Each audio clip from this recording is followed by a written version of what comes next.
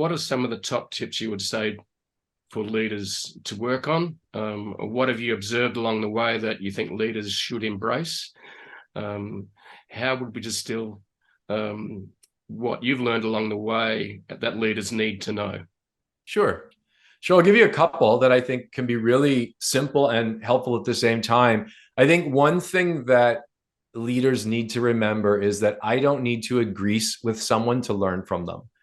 And in fact, if Yes. I put myself in situations where generally I agree with everyone, my learning disappears.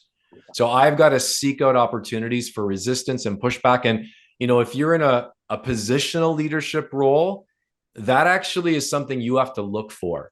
I want people to push back. I want to have conversations with people who see things differently. I don't need to agree with you to learn from you. And that's a belief that you have to remind yourself over and over again. I think the other, I'd say to that, Jeff, a sentence that you should get really comfortable with starts with just the simple words, help me understand. When you see it, you sense a little resistance, you sense a little polarization, just say, hey, Jeff, help me understand. And sometimes I'm candid. Hey, I don't see it that way. Help me understand where you're coming from. Or this matters to you. What are the values that you're fighting for there? And the other thing I would say around that is in again, a world that is becoming very divided, really seek out connection.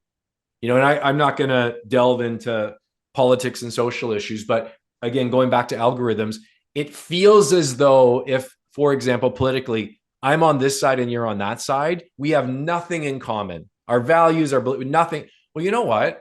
We probably have 95 to 97% of our beliefs and values in common. There's only a short list of a few that aren't. So rather than focusing on those, actually be that person who finds common ground.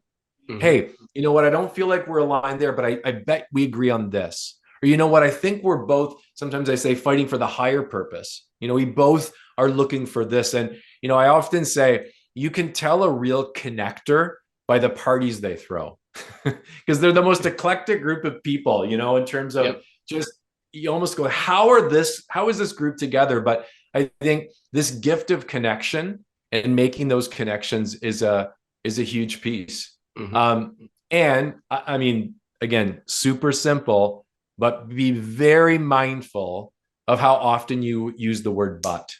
And every time you do, try to replace it with and. And what happens is sometimes if I'm feeling a little bit of resistance from you and I'm like, oh, but Jeff, instead I'm like, and sometimes it just makes me say, and Jeff, explain it a bit more because I'm still not there. Or I use the word and I realize, oh, wait a minute. We're seeing this from different perspectives, but there's a lot of common ground between our ideas. So, again, going back to lead with and, if you only from this conversation take away, I'm going to be really skilled and deliberate about integrating the word and in my conversations a lot more, especially when I feel resistance, especially when I sense a little polarization. It's game changing.